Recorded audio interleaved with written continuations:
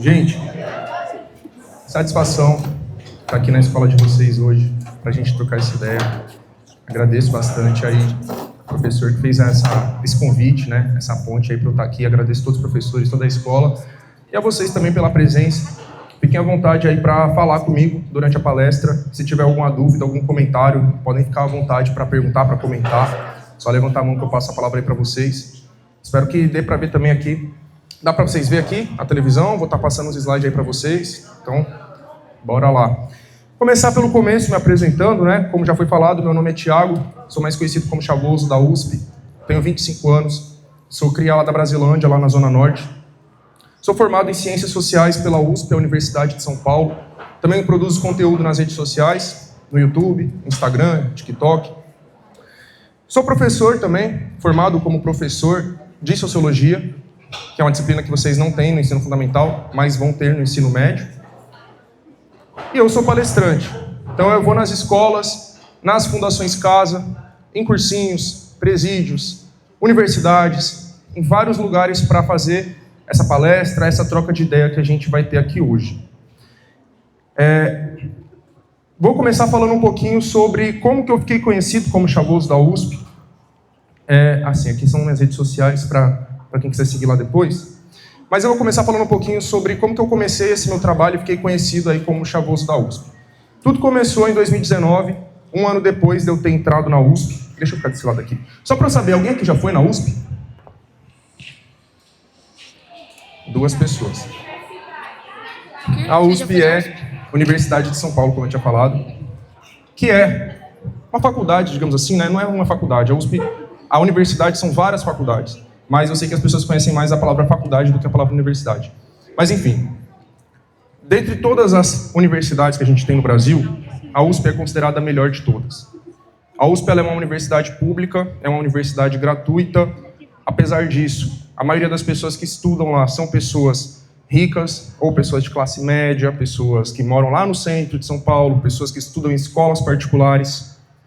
E eu, que venho de uma realidade totalmente contrária dessa, entrei nessa universidade. Eu entrei lá em 2018, e aí em 2019, um ano depois de ter entrado lá, eu fiz esse post lá no meu Facebook, desabafando sobre como é ser da periferia de São Paulo e estudar na Universidade de São Paulo. Essa universidade tão elitista, como eu falei para vocês, né? Como assim elitista? De elite, tá ligado? Ela foi feita para elite, para classe mais alta da nossa sociedade. Ela não foi feita para gente. E aí eu fiz esse desabafo. Então eu postei essa foto lá no meu Facebook, para quem não está conseguindo ver. Eu estou sentado no chão, com a placa da USP atrás de mim. Estou com Juliette, bermuda da Ciclone, boné da Ciclone, corrente, Mizuno. E aí eu fiz esse post com um texto na legenda desabafando sobre essas coisas que eu falei para vocês. Sobre ser da periferia, vir da escola pública, entrar numa universidade que não foi feita pra gente, né, os preconceitos que a gente sofre lá dentro, choque de realidade, de estar convivendo com pessoas de uma realidade totalmente diferente da nossa. E aí esse post viralizou. E aí da noite pro dia teve milhares de curtidas, comentários, compartilhamentos, muita gente começou a me seguir do nada. A galera que começou a me seguir me apelidou de Chavoso da USP, principalmente por causa de uma entrevista que eu dei. Eu dei uma entrevista para Condzilla, e aí no título eles colocaram um Chavoso na universidade pública. E aí, a partir disso, as pessoas começaram a me conhecer como o Chavoso da USP, e pegou. E aí, repara nesse título dessa entrevista, né? Um Chavoso na universidade pública. Por que que isso vira notícia? Por que que isso chama a atenção das pessoas? Porque, infelizmente, isso não é comum.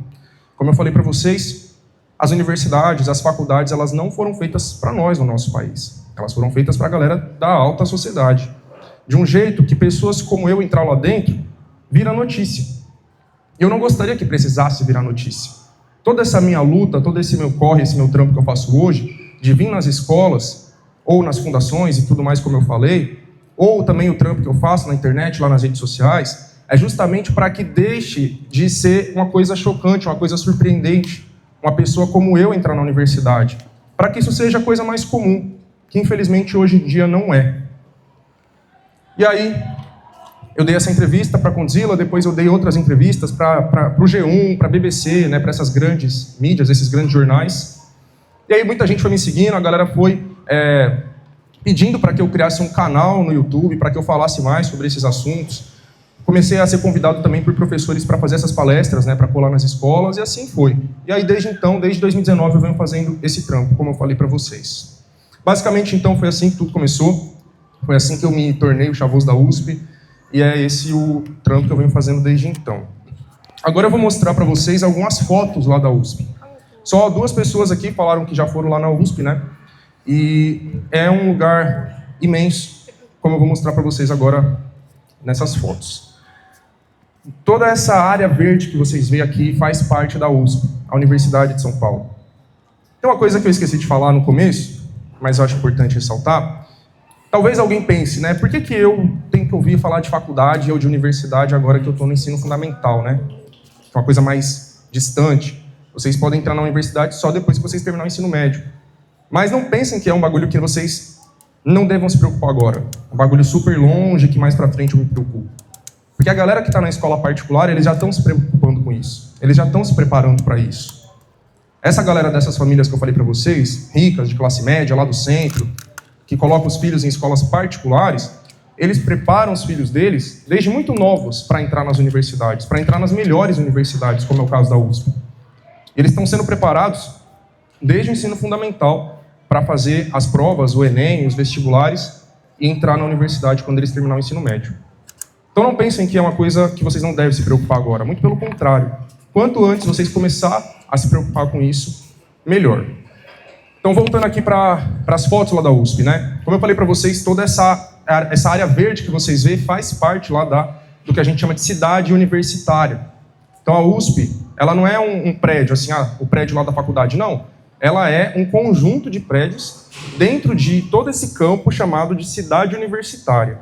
E lá dentro não tem só os prédios das faculdades, onde os alunos estudam. Também tem vários outros prédios de várias outras coisas, como vocês podem ver aqui nesse mapa. Lá tem museus, tem bibliotecas, tem cinema, tem moradia, tem quadras esportivas, tem várias coisas. E sendo um espaço público, qualquer um de vocês pode entrar lá, mesmo sem ser aluno. Vocês podem entrar lá para visitar, seja no final de semana, né? Tem muita gente quem mora ali pela região, né? Vai lá até para andar de bicicleta, fazer corrida, né? É como se fosse um grande parque mesmo.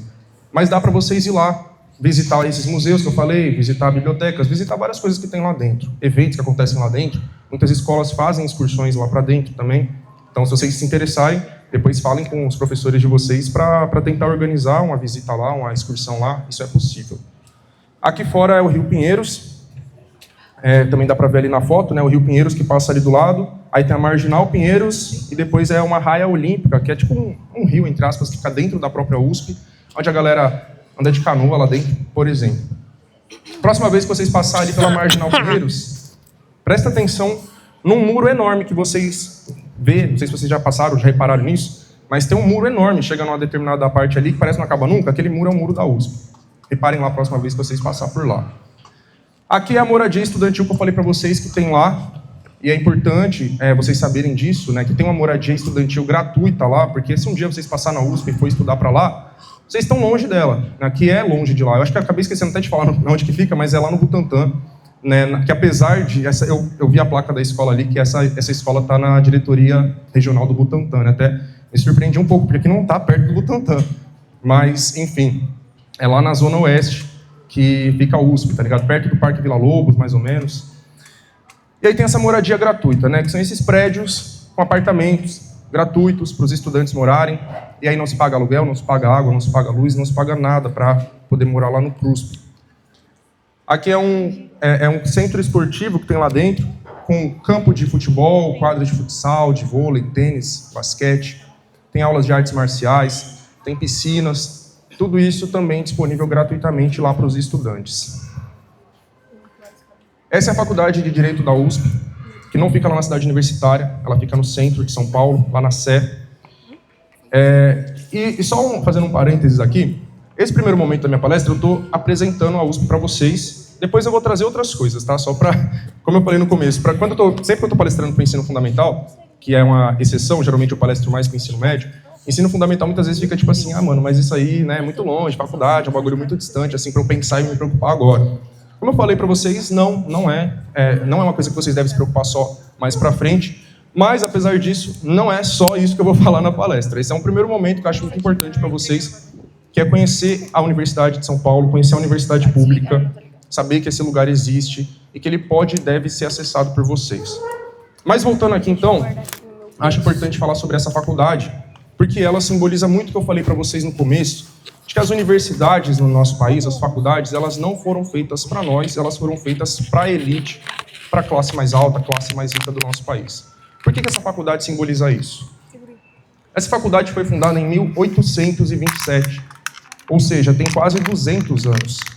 Quando ela foi fundada, o nosso país era muito diferente de como ele é hoje, tá ligado? Então vocês já devem ter visto em aula de história, ou em filmes, séries, novelas.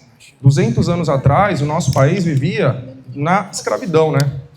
Então, entre 1500, quando os portugueses invadiram esse território indígena, começaram a matar os povos indígenas, roubar as terras deles, ocupar tudo isso daqui, fundar o que hoje a gente chama de Brasil. Depois disso, eles vão no continente africano, sequestram milhões de pessoas, trazem para cá, colocam elas para trabalhar à força, ou seja, sendo escravizadas. O nosso país ele foi fundado desse jeito. Foi durante quase 400 anos dessa forma, onde a gente tinha uma elite formada pelos europeus, os portugueses, que mandavam, que escravizavam, comandavam tudo politicamente, economicamente, e a gente tinha a maioria da população que era escravizada, que era a população negra e a população indígena, que não era livre, que não tinha direito a nada, inclusive não podia estudar. E aí, essa faculdade ela é fundada nesse contexto, no ano de 1827, como eu falei. Ela é a faculdade de Direito mais antiga do Brasil, junto com a Faculdade de Direito do Recife. As duas foram fundadas no mesmo dia, no mesmo ano. Então, quem eram as pessoas que estudavam e se formavam aqui nessa faculdade? Essa elite escravocrata que eu falei para vocês. Eles eram os únicos livres que podiam estudar e se formar, inclusive aqui, né? E se formando em Direito, eles iam se tornar advogados, juízes, ministros, promotores, desembargadores, enfim, iam trabalhar no poder judiciário. E é assim até hoje, tá ligado? Então essa faculdade até hoje, ela forma pessoas das elites para atuar no poder judiciário. Não só essa, né, mas enfim, as faculdades de Direito de um modo geral e as faculdades de Medicina também. Essa aqui é a Faculdade de Medicina da USP, né? Faculdade de Saúde Pública, na verdade, onde fica o curso de Medicina. E ela também não fica na cidade universitária, fica ali no centro, perto da Avenida Paulista. Só voltando um pouquinho aqui nessa faculdade de Direito, eu estou estudando nela atualmente, estou lá como um aluno ouvinte, que, enfim, qualquer pessoa pode estudar como aluno ouvinte nas universidades públicas, tá ligado? Então, como eu já falei para vocês agora há pouco, vocês podem entrar lá nas universidades públicas, conhecer lá, visitar, mesmo não sendo aluno, mas também pode estudar lá dentro, né? Claro que, como eu falei, vocês são muito novos, então ensino fundamental, né? Nem os pais de vocês vão deixar vocês sair daqui para ir para lá, para estudar lá, mas saibam disso, isso é possível, tá ligado? Qualquer pessoa pode entrar nessas faculdades, assistir às aulas, frequentar lá, e é isso que eu tenho feito. Toda semana eu vou lá, estou assistindo às aulas, porque eu pretendo fazer o meu mestrado lá. O que é o mestrado? Então, o primeiro nível do ensino superior, a graduação. A minha graduação eu fiz em Ciências Sociais. Como eu falei para vocês, é a área da Sociologia, essas áreas que estudam a sociedade, tá ligado? O segundo nível é o mestrado. E aí o mestrado eu não pretendo fazer na área mais das Ciências Sociais, eu vou fazer lá na área do Direito, lá nessa faculdade. Então eu tenho assistido a essas aulas lá como aluno ouvinte, para me preparar para fazer esse mestrado lá dentro. Mas enfim, então essa faculdade, ela simboliza muito isso que eu falei, de que ela é para formar elites, e daqui a pouco eu vou mostrar alguns exemplos para vocês de pessoas que são ou que foram poderosas no nosso país e que passaram por essa faculdade ou que passaram pela Universidade de São Paulo, a USP, de um modo geral. Essa aqui é a FEFELESH, onde eu me formei, a Faculdade de Filosofia, Letras e Ciências Humanas. Esse prédio é onde ficam os cursos de História e Geografia, e esse é o prédio de Ciências Sociais e Filosofia, que foi onde eu estudei. Também estudei em outros, que eu esqueci até de mostrar aqui para vocês no mapa, mas aqui tem, não dá para ver para quem está mais longe, mas dá para ver aqui que está escrito FEA, que é a Faculdade de Economia e Administração. Estudei ali também, fiz 2 matérias de Economia. Na frente tem o IME, Instituto de Matemática e Estatística, fiz uma matéria de Estatística. E ali em cima tem a Faculdade de Educação, onde eu fiz a minha licenciatura, que é uma preparação para ser professor, tá ligado? Então todos os professores precisam fazer a licenciatura, que é esse preparo para ser professor. Bom, Agora eu vou passar para uma outra parte. Antes disso, eu queria só saber se alguém quer perguntar ou comentar alguma coisa disso que eu falei até aqui, porque agora eu vou mudar um pouquinho de assunto.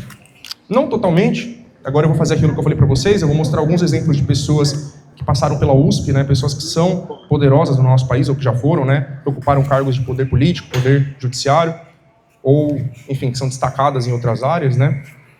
Então, por enquanto, ok? Então, vou continuar. Ah, você quer falar? Pode falar.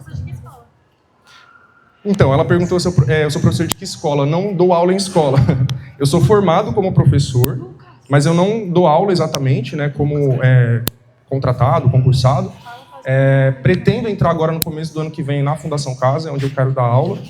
Mas, no momento, as aulas que eu dou são assim, né, indo nas escolas e trocando essas ideias, ou então em universidades também, né, é uma coisa mais pontual, tá ligado? Eu recebo um convite, vem aqui na universidade tal, na Fundação Casa tal, na escola tal, para dar uma palestra, uma aula sobre tal assunto. Ou aulas particulares também, né? Fui contratado pelo MC Cabelinho para dar aula para ele, por exemplo. Mas eu não estou numa escola propriamente, assim, contratado, tá ligado? Mas ano que vem eu vou entrar na Fundação Casa para dar aula. Então, continuando aqui. Ah, você pode falar.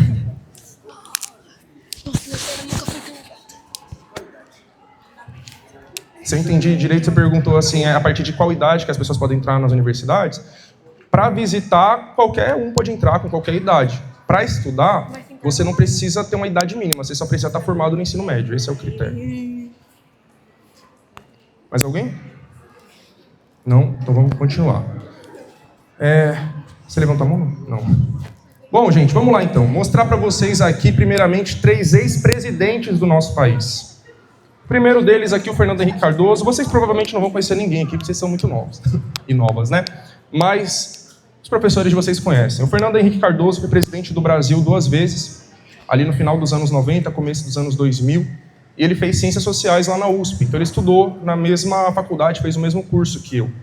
Do lado dele, o Michel Temer, que foi presidente mais recentemente, então vocês já tinham nascido, foi entre 2016 e 2018. Ele é formado em Direito lá pela USP. Jânio Quadros foi muito lá atrás, lá no começo dos anos 60, ele foi presidente do Brasil. Também foi governador do estado de São Paulo e prefeito da cidade de São Paulo. Ele também fez Direito lá na USP. Vindo para cá, inclusive, eu passei na Avenida Jânio Quadros, né? Então, reparem que esses nomes que eu vou falar, né, alguns deles são nomes de ruas, avenidas, rodovias. Inclusive, comecem a reparar nisso, né? Quem é essa pessoa que dá nome para minha escola, para minha rua, para essa rodovia? É importante que a gente saiba disso. Por que é importante? Porque quem escolhe dar nomes para ruas, para bairros, para lugares é o Estado, né? São os políticos, essa galera rica de elite. E eles sempre vão escolher homenagear essas pessoas que também são da elite, né? Então você não vai ver pessoas comuns, assim como nós, dando nomes para ruas, para escolas, para avenidas, para bairros. Eles sempre vão homenagear eles próprios, né? Mas enfim. Então o Jânio Quadros, já falei aqui embaixo, 3 ex-governadores do estado de São Paulo. José Serra, Paulo Maluf e Mário Covas, os 3 fizeram engenharia lá na USP. O Mário Covas, o último ali, ele foi avô do Bruno Covas, que foi prefeito aqui da cidade de São Paulo entre 2019 e 2021. O Bruno Covas também fez Direito lá na USP, além de Economia na PUC, que é uma universidade privada de elite. Bruno Covas morreu em 2021 e deixou um filho de 17 anos, o Tomás Covas. Quando o pai dele morreu, ele foi lá para os Estados Unidos para terminar o ensino médio dele. Terminando o ensino médio dele lá nos Estados Unidos, ele voltou para o Brasil e foi cursar Economia na PUC. Ou seja, ele foi para a mesma universidade que o pai dele para fazer o mesmo curso. E, além disso, foi já ocupar cargo político aqui na cidade de São Paulo. O prefeito de São Paulo colocou ele lá na coordenadoria da juventude da prefeitura. E aí eu cito esse exemplo para mostrar aquilo que eu falei para vocês, de como essas famílias de elite, ricas, elas preparam seus filhos desde muito novos para entrar nas melhores universidades e também para comandar o nosso país, para ocupar cargos de poder. Tá ligado? Então esse moleque muito novo, com 17, 18 anos, ele já foi colocado ali para ocupar cargo de poder e também entrou numa universidade de elite. Isso se repete em todas essas famílias, todos eles colocam seus filhos nas melhores universidades, todos eles preparam seus filhos para se tornarem políticos também, para comandarem o nosso país. Não é por acaso que também eu falei, o Bruno Covas, ele foi avô do Mário Covas. Então, além dele ter sido prefeito da nossa cidade, O avô dele já tinha sido governador do nosso estado e também prefeito da cidade de São Paulo.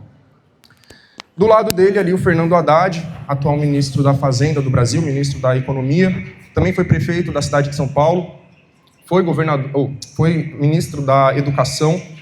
O Haddad ele é formado em Direito lá na USP, tem mestrado em Economia também pela USP e doutorado em Filosofia pela USP. Então lembra que eu falei para vocês dos níveis dentro da universidade, do ensino superior? Começa pela graduação, depois tem o mestrado e o doutorado. Então, o Haddad tem a graduação em Direito, mestrado em Economia, doutorado em Filosofia, tudo pela USP. E ele é professor lá da FEFELESH, professor lá da faculdade onde eu me formei.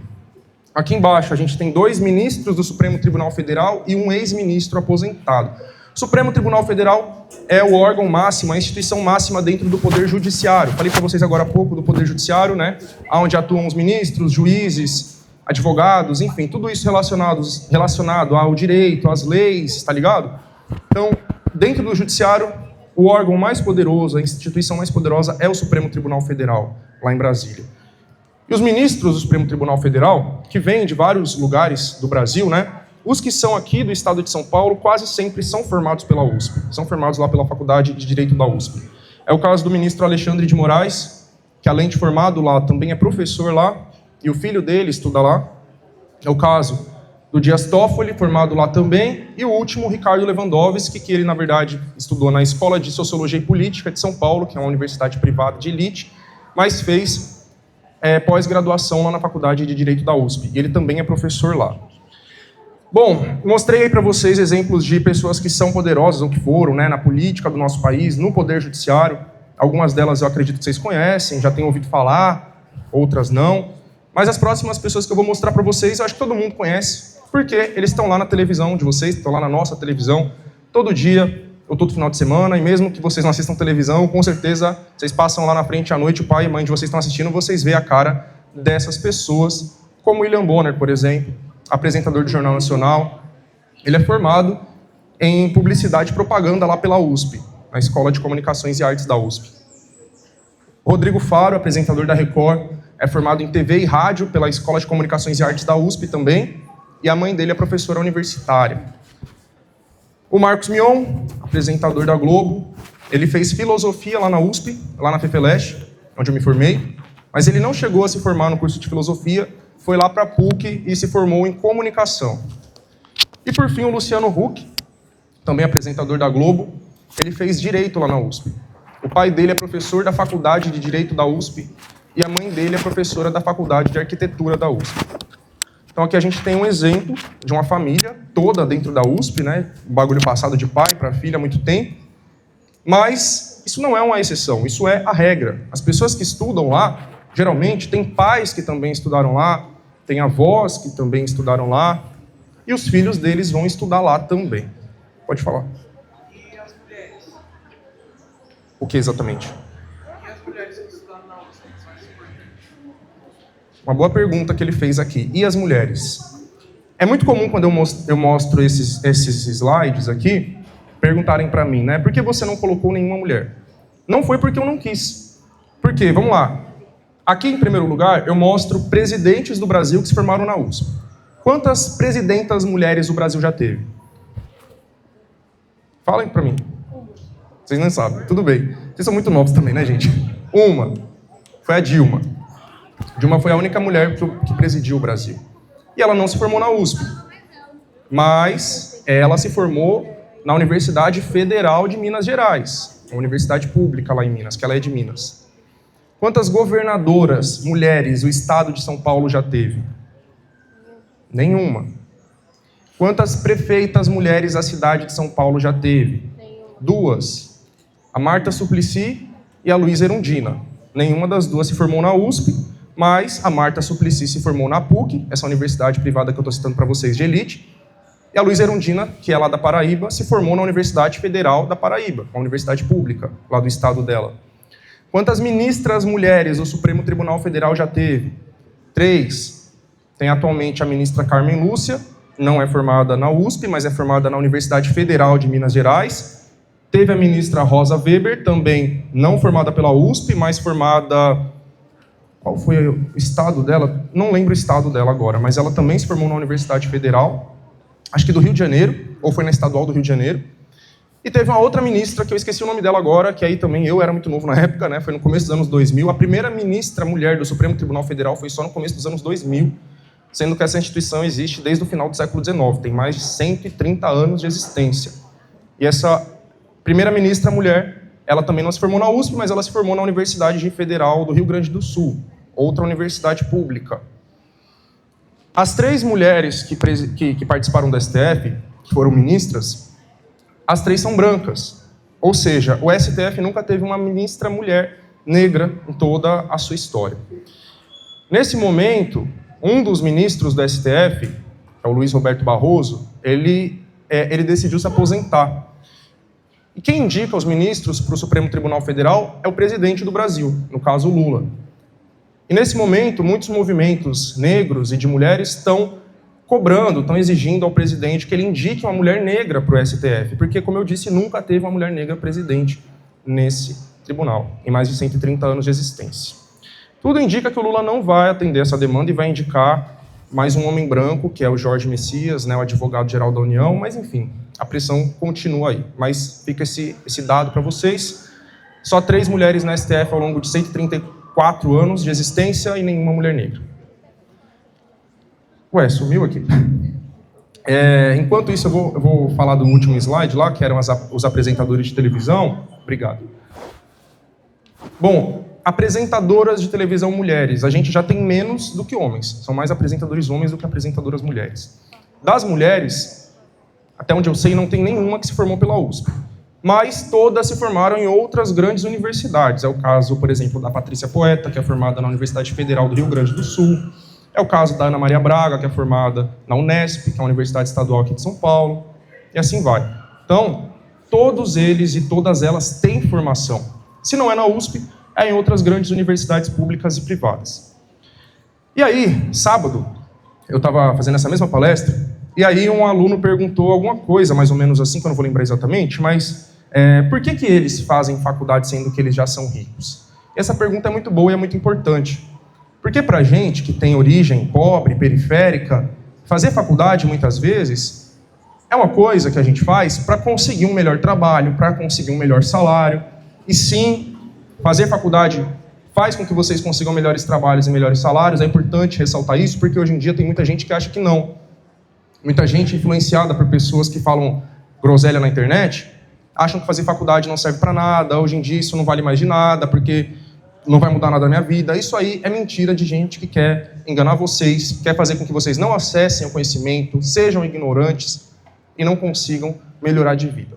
Essas pessoas estão mentindo para vocês. É comprovado que sim, fazer faculdade faz com que vocês consigam melhores trabalhos e tenham melhores salários. As pessoas que têm ensino superior no nosso país, quanto mais estudo tem, né, vai ter trabalho melhor e receber mais.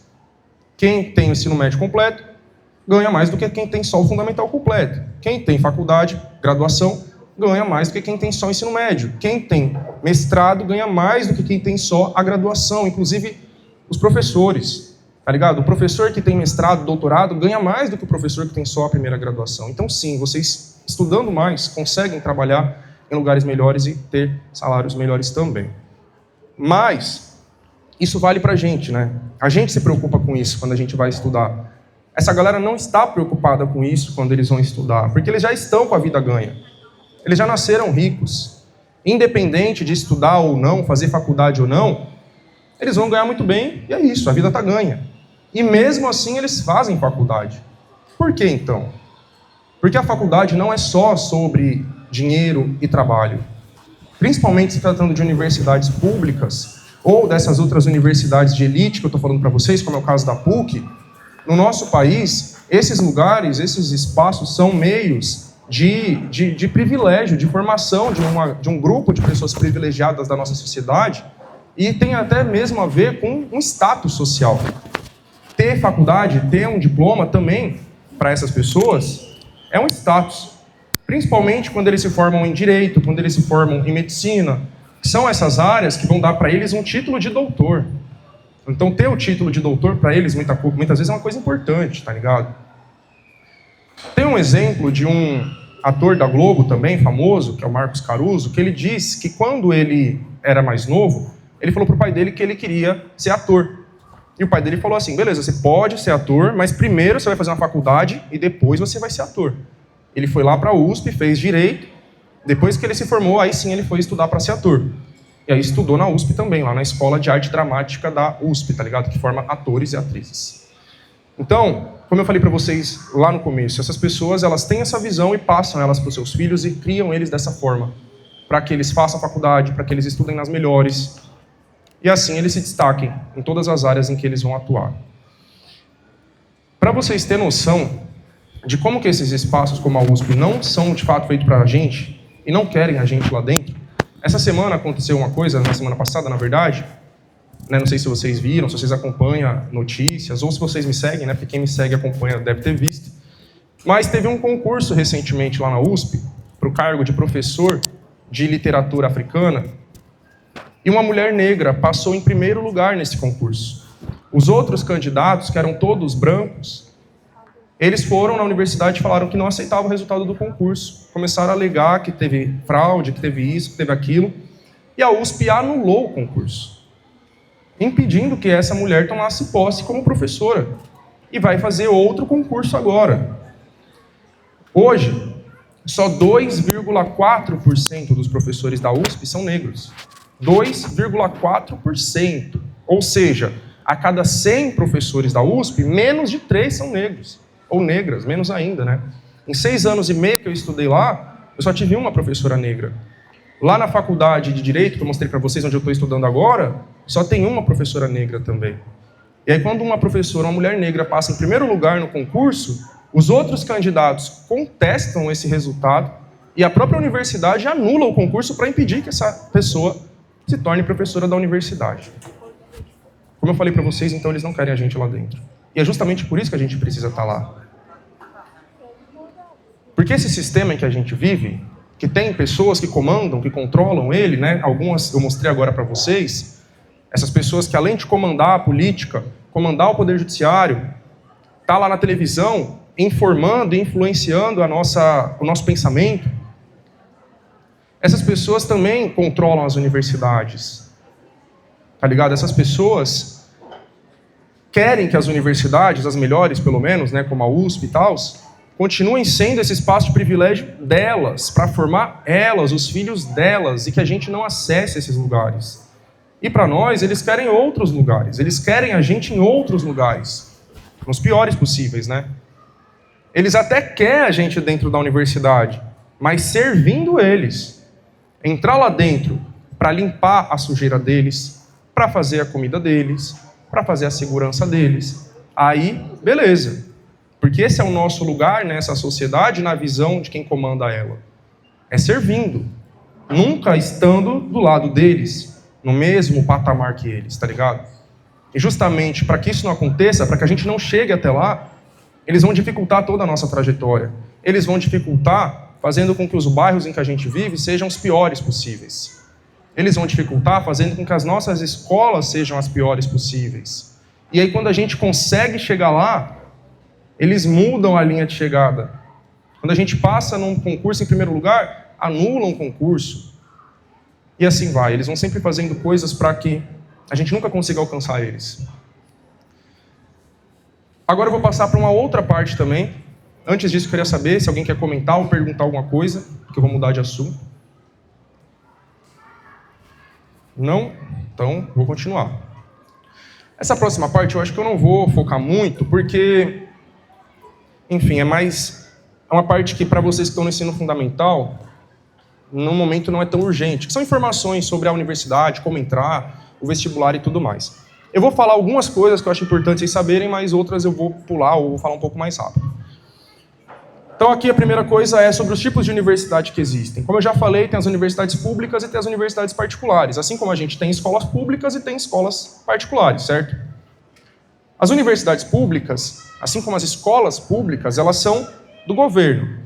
A escola de vocês ela é municipal, então ela é da prefeitura da cidade de São Paulo. As escolas estaduais, elas são do governo do estado de São Paulo. As universidades públicas estaduais também são do governo do estado de São Paulo. As universidades públicas federais são do governo federal, do governo do Brasil.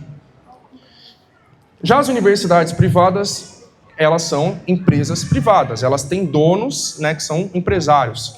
Tem as universidades privadas de elite, entre aspas, onde entra a PUC, por exemplo, que eu já citei várias vezes, e tem essas universidades privadas, entre aspas, mais acessíveis. Alguns exemplos de universidades públicas estaduais, a própria USP, Unesp, que eu já citei também, onde a Ana Maria Braga estudou, e a Unicamp, lá em Campinas.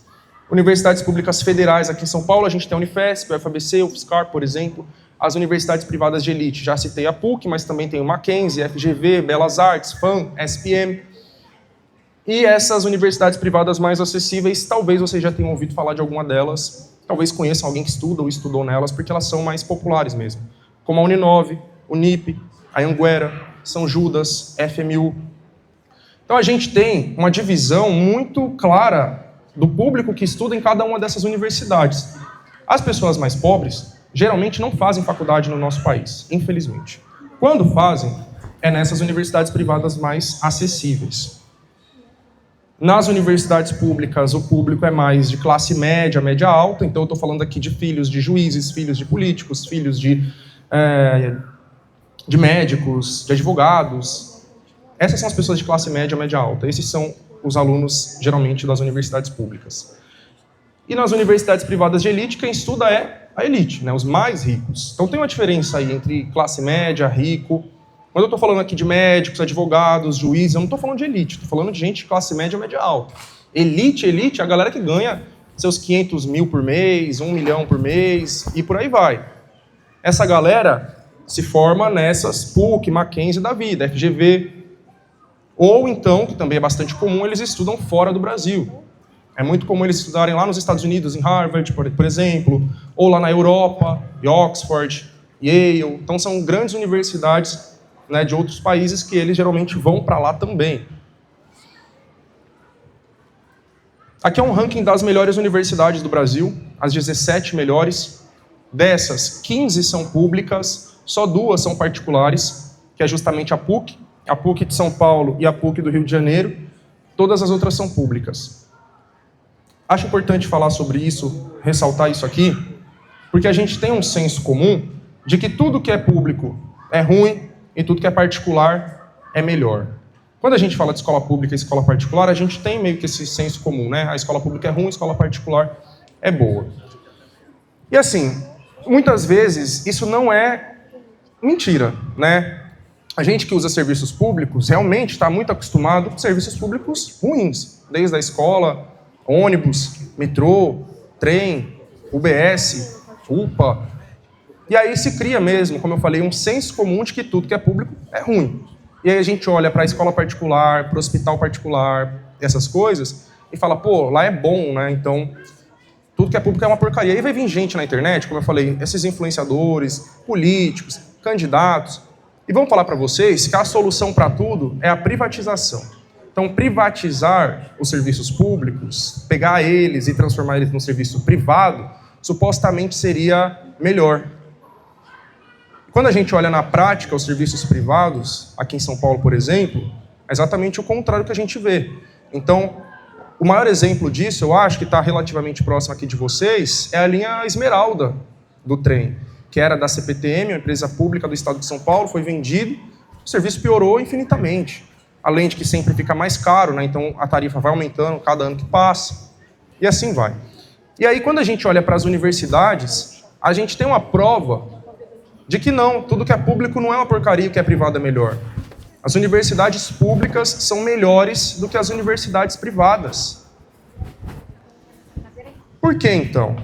Por que que as universidades públicas, que são do Estado, que são do governo, são ótimas, são de excelência, são as melhores, mas as escolas públicas geralmente são tão precárias? Pode falar.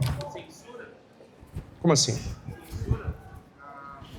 A gente falar, deixar nossas opiniões lá. Não entendi. Fala melhor, por favor. Fala mais, assim, para eu poder entender o raciocínio. Aonde você está dizendo que tem censura? Nessas escolas públicas. Nas universidades públicas? Não,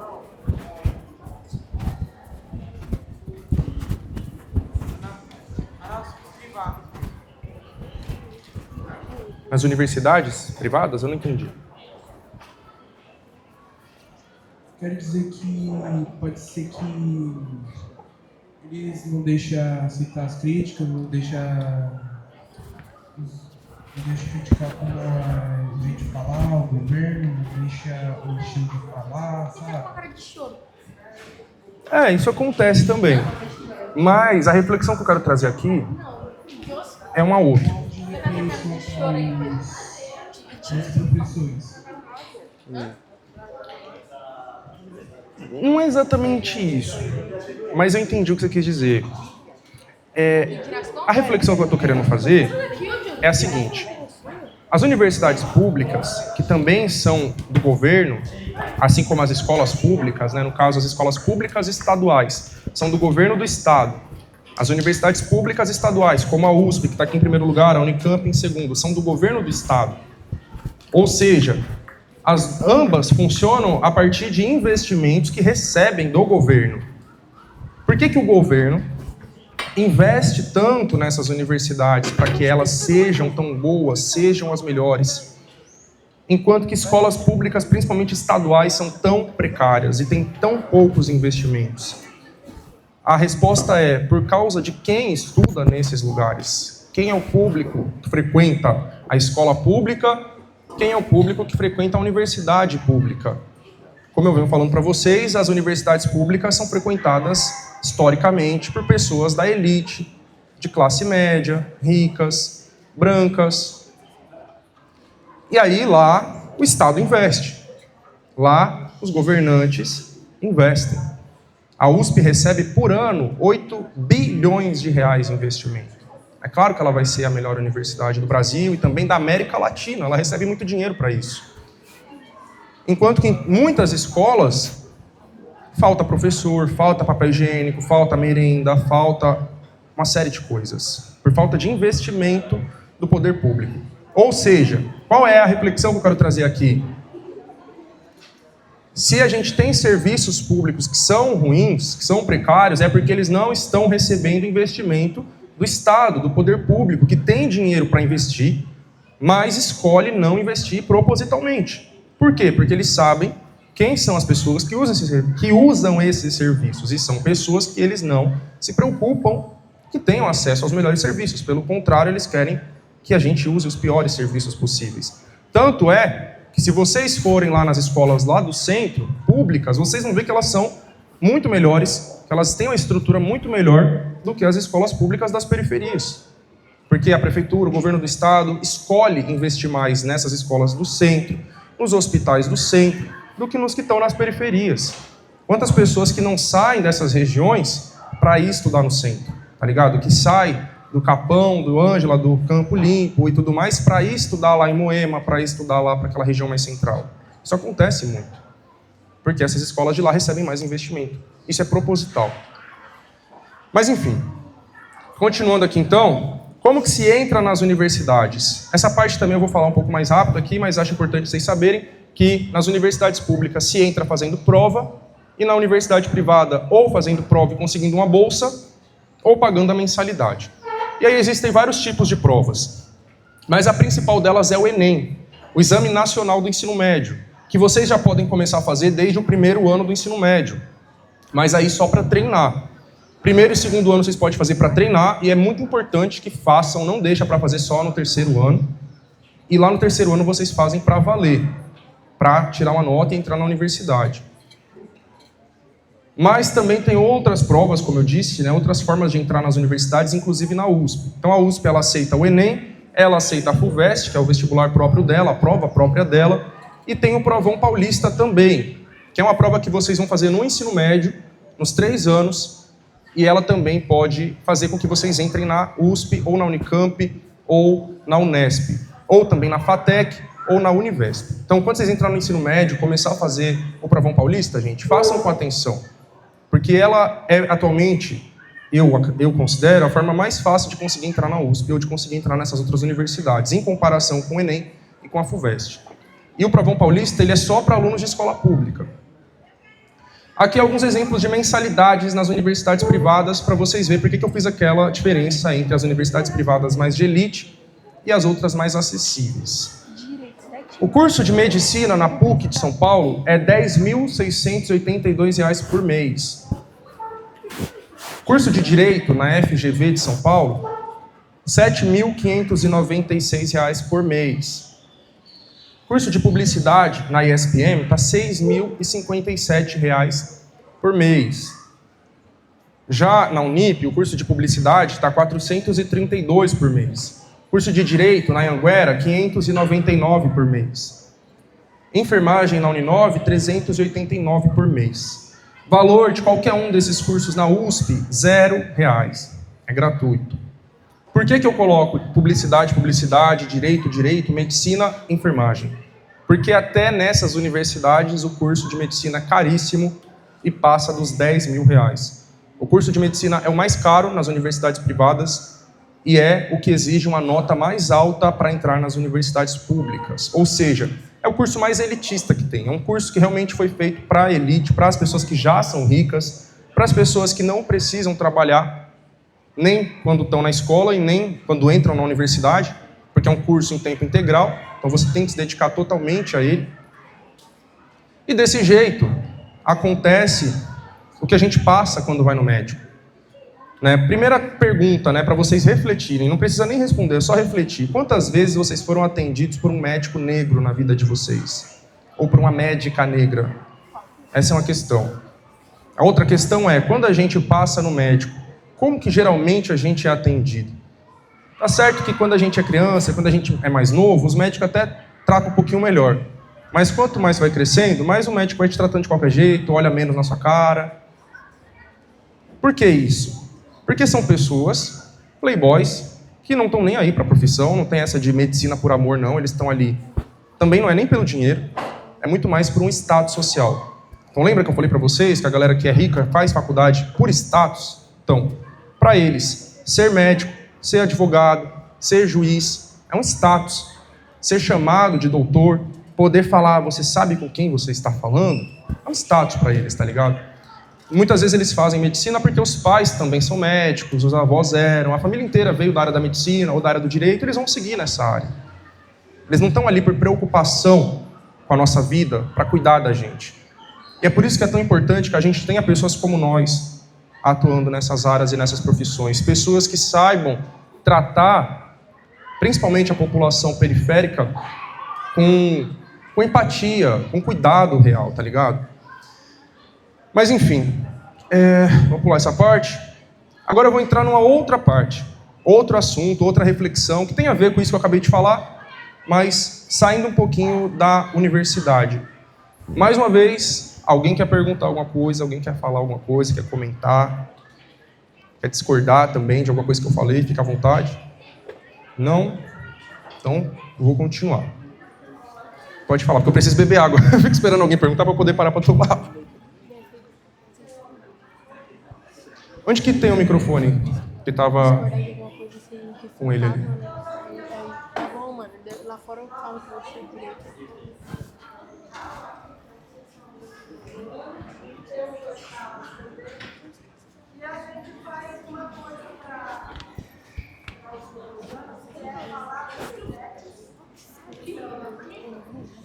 É que eu não estou conseguindo ouvir ela direito.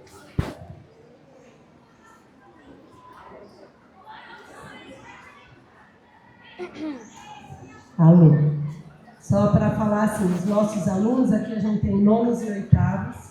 Então, com os nonos anos, a gente oferece na escola que eles venham mais cedo para estudar com alguns professores as questões da ETEC. Fizemos uma visita com quem se interessou até a Feira de Arte e Tecnologia da ETEC Paraisópolis, da ETEC Abdias do Nascimento, que fica aqui na Paraisópolis. E a gente estimula e assessora que eles se inscrevam para participar da ETEC, que é a próxima etapa de ensino médio, numa universidade, numa escola estadual que é mais difícil de entrar e que tem um esforço de estudo também, e que também prepara para o ensino superior, seja nessas opções que você apresentou, como uma forma de estimular mesmo, de mostrar as opções que às vezes a gente passa a vida e acaba não sabendo, não acessando, né?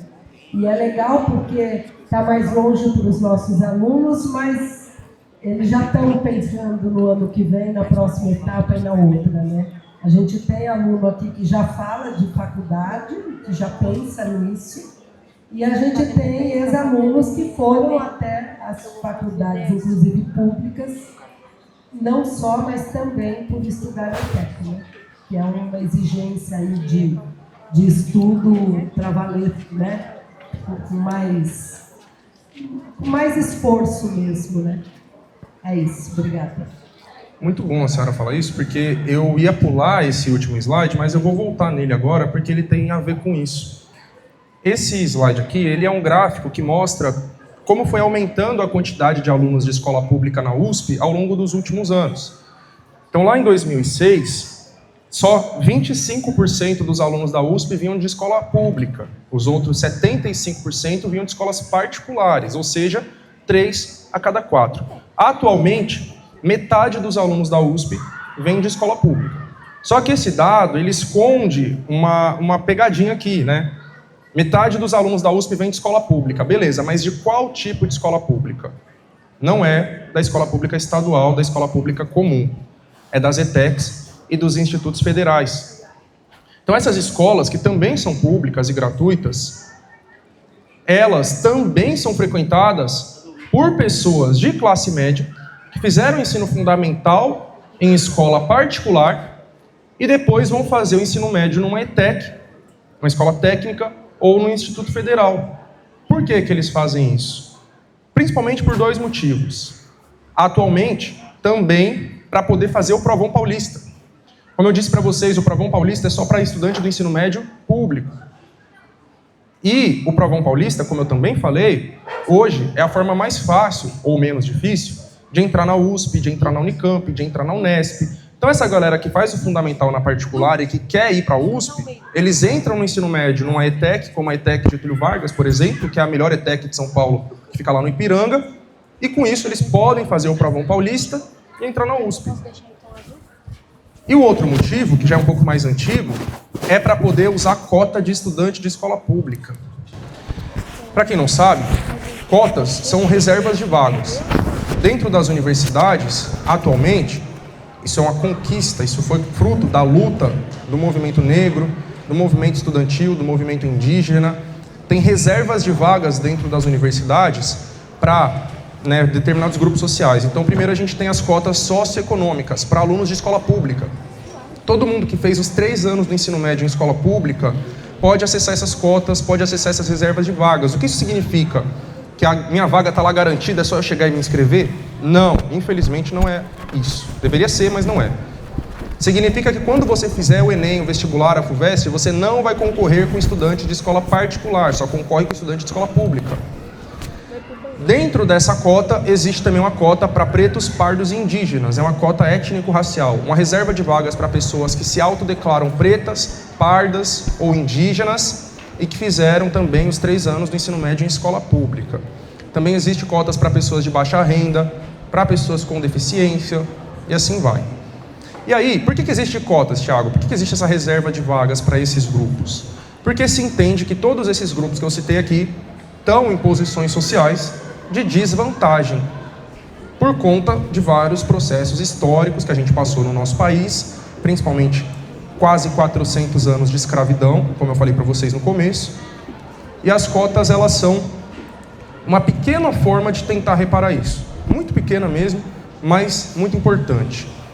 E aí, é muito importante que vocês pensem na possibilidade de estudar no ETEC ou de estudar no Instituto Federal, porque isso vai garantir um ensino médio melhor para vocês e também aumenta muito as chances de vocês conseguirem entrar na universidade, principalmente nas universidades públicas como a USP.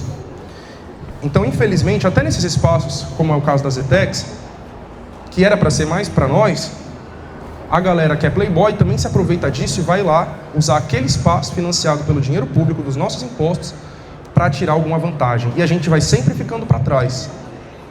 Eu palestrei recentemente no ETEC, na verdade não, foi para os alunos de um cursinho popular da ETEC. E aí um dos alunos falou para mim, na minha sala tem 40 alunos.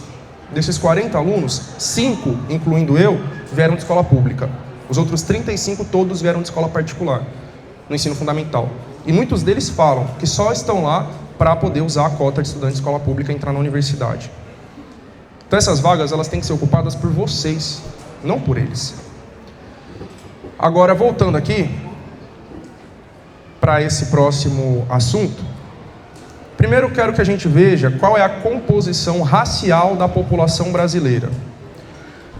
56% da população brasileira se autodeclara parda ou preta. Cerca de 45% branca, 1% indígena, 1% amarelo.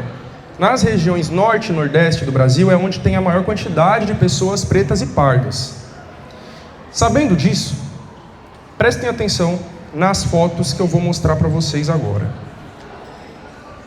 Não sei se dá para ver, principalmente quem está mais profundo, mas aqui é a foto da formatura de uma turma de medicina do Centro Universitário São Lucas, uma universidade privada em Rondônia, no norte do Brasil. Ou seja, são médicos aqui, né? Estão se formando em medicina. A formatura de uma turma de medicina da Universidade Federal do Rio Grande do Norte, uma universidade pública no Nordeste. Formatura de uma turma de medicina da Universidade Federal de Jataí, em Goiás, no Centro-Oeste, uma universidade pública também. Aqui a formatura de uma turma de medicina da Universidade do Vale do Rio dos Sinos, uma universidade privada no Rio Grande do Sul.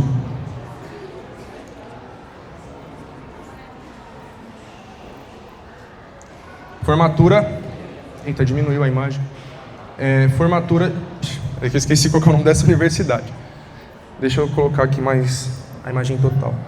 Formatura de uma turma de medicina da Universidade Comunitária da região de Chapecó, em Santa Catarina. E agora eu não sei como é que aumenta a imagem.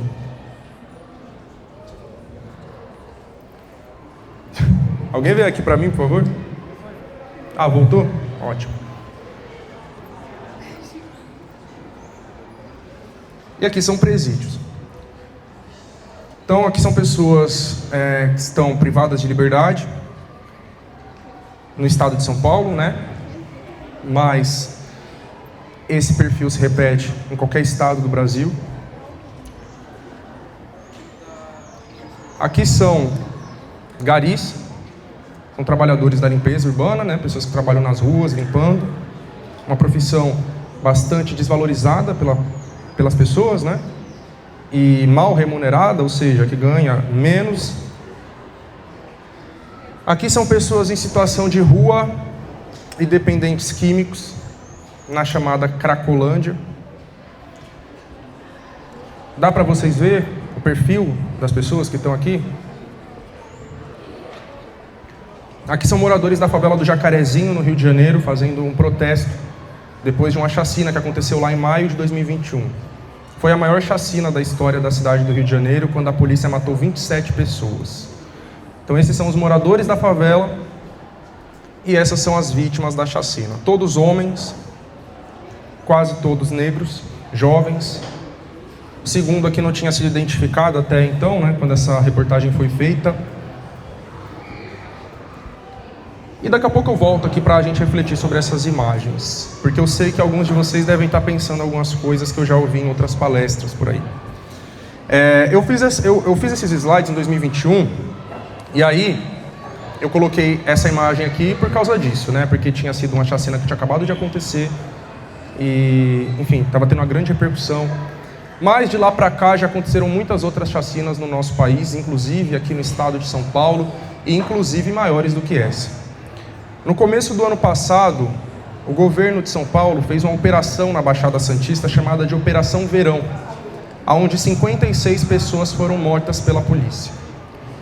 Entre essas 56 pessoas, todas em favelas da Baixada Santista, quase todos homens, jovens e negros, porém não só homens, né? A gente teve Ficou pior agora, estava melhor antes. A última vítima dessa chacina foi uma mulher. Uma cabeleireira de 31 anos, mãe de 6 filhos, que estava sentada numa praça e tomou um tiro na cabeça. Teve um jovem cego de 26 anos que estava dentro da casa dele, a polícia entrou, matou ele e depois disse que foi confronto. Disse que ele atirou primeiro. Um rapaz cego que estava dentro da casa dele. Teve um homem com deficiência, um homem de 36 anos, que andava de muleta, estava sentado na porta da casa dele. A polícia passou e matou ele. Ele morreu e deixou uma esposa e um filho de 4 anos de idade, um menino chamado Rian, que dizia para a mãe dele que ele queria morrer para reencontrar o pai dele. 9 meses depois, a polícia foi lá e matou esse menino de 4 anos. Isso foi em novembro do ano passado, no Morro São Bento, em Santos. Enfim, isso para a gente perceber e refletir também sobre como existe um perfil das pessoas que são mortas pela polícia no nosso país, que são alvo dessas matanças, dessas chacinas. E isso independe da idade. Pode ser uma criança de 4 anos, pode ser um idoso, pode ser jovens, né? Os jovens são a maioria, mas todos os perfis possíveis dentro desse grupo de pessoas periféricas, pobres e negras, independente do perfil, a polícia mata, né? Seja idoso, seja criança, pessoa com deficiência, trabalhador, estudante, e assim vai. Por outro lado, enquanto esse é o perfil das pessoas que a polícia mata, esse aqui é o perfil das pessoas que inocentam os policiais que matam pessoas como nós. Aqui são juízes, são desembargadores do Tribunal de Justiça do Estado de São Paulo. Eu falei para vocês que o Poder Judiciário ele tem níveis, ele tem instâncias, né? Então tem a instância local, tem o juiz local, tem o Tribunal de Justiça do Estado e depois tem o Supremo Tribunal Federal lá em Brasília, que cuida do Brasil inteiro, e o Superior Tribunal de Justiça também em Brasília. Esses aqui são os desembargadores, então eles são os juízes do Tribunal de Justiça de todo o Estado de São Paulo. E aí, como eu falei para vocês, são pessoas que costumam inocentar, absolver policiais, assassinos, policiais que matam pessoas inocentes, inclusive crianças. Esse policial que matou o menino Rian está solto, não está preso, nem foi demitido da corporação. Assim como essa semana saiu uma decisão da, entre aspas, justiça, também por manter solto o policial militar que matou um trabalhador em Parelheiros meses atrás. Não sei se vocês souberam desse caso, mas um trabalhador estava correndo para pegar o ônibus, o policial confundiu um homem negro correndo com um ladrão e atirou nele pelas costas. Esse policial está livre, por decisões de juízes. Esses são os ministros do STF. Essa instituição que eu tenho falado para vocês, né? Que eu falei que em toda a sua história, mais de 130 anos, nunca teve uma ministra negra e só teve 3 ministras mulheres. Esses são os ministros e ali o último ele é Procurador-Geral da República, o Paulo Gonet. E aqui dos ministros do STF, a gente tem 4 que são de São Paulo, que é o Dias Toffoli, o Alexandre de Moraes, o André Mendonça e o Cristiano Zanin. Todos os ministros, tirando o Cristiano Zanin, estudaram em universidades públicas. O Zanin estudou na universidade privada. E como eu já falei, o Dias Toffoli e o Alexandre de Moraes estudaram na USP, sendo que esse último ele também é professor lá da Faculdade de Direito da USP. Aqui são todos os governadores de todos os estados do Brasil eleitos na eleição de 2022. Como vocês podem ver, só tem 2 mulheres, que é a Raquel Lira, de Pernambuco, e a Fátima Bezerra, do Rio Grande do Norte. Todos os outros são homens, quase todos brancos e quase todos também vêm de famílias que estão no poder há séculos. Literalmente há séculos, há 100, 200, 300, 400 anos. Então, recapitulando essas imagens, essas fotos, estou passando elas para refletir com vocês uma coisa que eu já falei lá atrás, mas que com as imagens Desculpa. Com as imagens fica mais claro, né? Sobre como que existem lugares na nossa sociedade que eles querem a gente e outros em que eles não querem a gente. Lugares que foram feitos para nós e lugares que não foram feitos para nós. O poder político não foi feito para nós. O poder político é para que eles controlem. Esse é o perfil dos governantes do nosso país. Dos governadores aos prefeitos, aos vereadores, aos deputados, aos presidentes. Esse é o perfil do poder judiciário, são aqueles que julgam a população.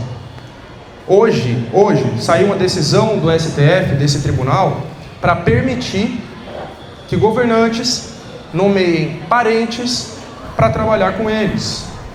Governantes como os governadores, prefeitos, presidentes, o STF decidiu hoje que eles podem colocar parentes para trabalhar nos governos, o que é um absurdo. Isso se chama nepotismo, é você pegar e contratar, vou colocar minha esposa, meu marido para ser meu secretário, para ser meu vice, para ser não sei o quê, para ser meu ministro, meu irmão, aí eu coloco a família inteira para trabalhar no governo. Isso foi decidido hoje.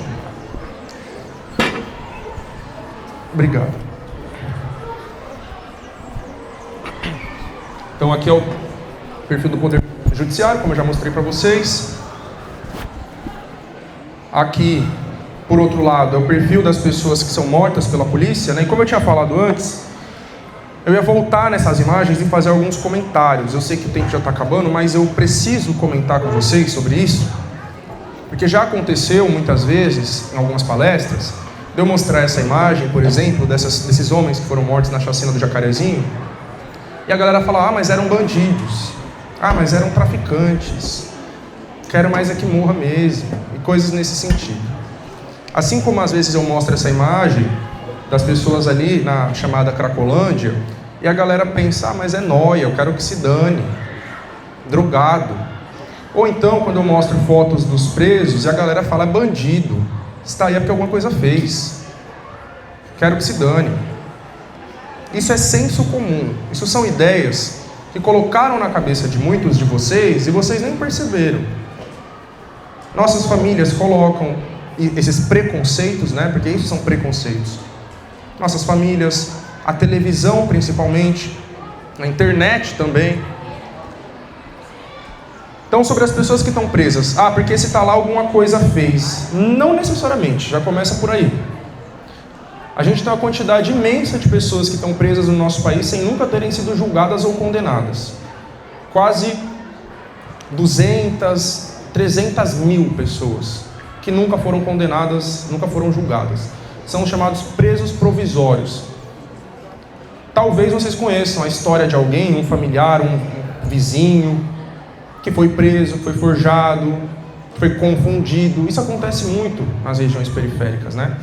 Foi, entre aspas, confundido, foi reconhecido falsamente, foi forjado pela polícia, foi jogado lá dentro acusado de tráfico ou de roubo e está lá há meses, anos, e nunca foi julgado. Então esse é o primeiro ponto. Não, nem todo mundo que está lá dentro fez alguma coisa. Segundo, a gente tem um perfil de pessoas que são presas no nosso país que não corresponde ao perfil das pessoas que cometem crimes de um modo geral. Quero dizer, não são só pessoas negras e pobres e da favela que cometem crimes. Principalmente tráfico e roubo, que são os principais crimes que levam as pessoas presas ou para a Fundação Casa. Pessoas ricas e brancas, ou de classe média, cometem esses crimes também. Inclusive, são eles que comandam os crimes. Só que eles não vão presos. Essa é a diferença. Eles cometem crimes, mas não vão presos. E se vão presos, vão para a prisão domiciliar.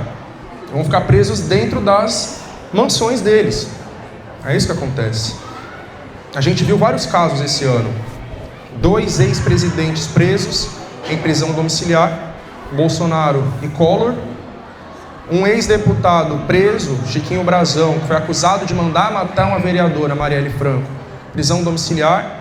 E um ex-deputado federal, Roberto Jefferson, que recebeu a Polícia Federal na casa dele com 50 tiros de fuzil e 3 granadas, prisão domiciliar. Então essas pessoas não vão para a cadeia. Então existe isso, essa distinção do poder judiciário e da polícia também, para decidir quem vai ser preso e quem não vai. Sobre essas pessoas que estão em situação de rua e dependência química, né? Agora está batendo um sol aqui na tela, acho que vai ficar um pouco mais difícil de ver, mas eu já estou encaminhando para o final. Também é outra coisa que vale muita reflexão e muito debate aqui. Por que esse é o perfil? Eu acho que vocês estão conseguindo ver qual é o perfil de quem está nessa chamada Cracolândia, né? Eu digo chamada Cracolândia porque, enfim, é um nome que foi inventado e dado pelo jornal Estadão, mas que eu acho que não reflete bem qual é o problema real aqui, né? O problema aqui não gira em torno do crack, o problema aqui gira em torno da desigualdade, da pobreza, da miséria, do racismo. Pessoas ricas, brancas, de classe média, também usam drogas, e usam muitas drogas, drogas que a gente nem sabe que existe. Só que eles não vão parar nesses lugares. Por que eles não vão parar? Por muitos motivos, por muitos fatores sociais, econômicos, familiares, né, que eu não vou entrar muito aqui, mas tem muitas questões aqui por trás disso, sabe? Essas pessoas, primeiro que eles têm dinheiro, então eles não usam qualquer droga, eles têm informação, então eles sabem o que eles estão colocando dentro do corpo deles, qual o efeito que isso vai causar, como que reduz os danos disso. Eles não costumam se tornar dependentes químicos, ou viciados, né, como muitos diriam. Mas se eles se tornam, a família acolhe, a família não joga na rua. A família, né, as famílias pobres jogam a pessoa no olho da rua. Essa pessoa vai parar nesses lugares. Uma família rica ou classe média acolhe essa pessoa e coloca numa clínica de reabilitação. Ela vai ser tratada, e ela sai de lá e vida que segue. Tem um caso de um ator, né, que não sei, talvez vocês não conheçam, Fábio Assunção, que é um ator da Globo. Alguns anos atrás ele teve vários problemas aí de dependência química, de alcoolismo. Foi para uma clínica de reabilitação, se tratou, se curou, saiu de lá e hoje ele está cursando Ciências Sociais na PUC. Ou seja, está fazendo faculdade, estudando numa das melhores universidades do país, fazendo o mesmo curso que eu fiz. É justamente por esse ser o perfil das pessoas que estão nessas chamadas cracolândias que o Estado lida com elas como lida, com repressão, com bomba, com tiro e coisas nesse sentido. E por fim, para fechar, sobre as chacinas, e principalmente a chacina do Jacarezinho, que muitos podem olhar e pensar, mas eram traficantes, eram bandidos e etc. Primeiro que não existe pena de morte no nosso país. Então o Estado não tem o direito de matar ninguém, independente se for criminoso ou não. Segundo, que não eram. Essa imagem aqui foi feita por jornalistas, né, que foram atrás das famílias, dos atestados de óbito, identificar essas pessoas e descobrir quem eram. E eles viram que aqui a gente tinha garis, barbeiros, motoboys e assim vai. Ou seja, trabalhadores. Como a gente sabe que acontece nas favelas, a polícia chega, atira, mata primeiro para perguntar depois. Muitas vezes nem pergunta, né? Só vai alegar que foi confronto, que foi recebido a tiros. O jornal repete isso, né? O Bate vai repetir isso, o Datena repete isso. E o povão, infelizmente, acredita. E por conta desse racismo da nossa sociedade, colocar uma imagem de uma pessoa assim, ou assim, e falar que era um bandido que atirou na polícia, é muito fácil para a população acreditar. E assim, vida que segue.